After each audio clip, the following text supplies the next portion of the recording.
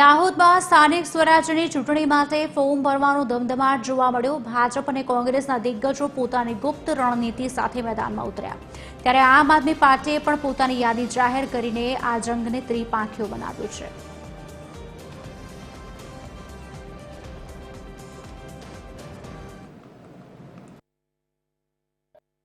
દાહોદ તાલુકામાં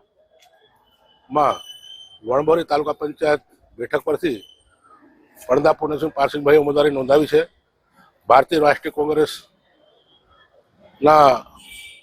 નેજા હેઠળ છેલ્લા 30 વર્ષથી ગુજરાતમાં ભાજપનું શાસન ચાલી રહ્યું છે, ત્યારે યુવાનો બેરોજગાર, મોંઘવારી, ગેસની બોટલ હોય, પેટ્રોલ હોય, ડીઝલ હોય, તમામ જાતની મોંઘવારીથી પ્રજા ત્રાહિમ પુકારી રહી છે।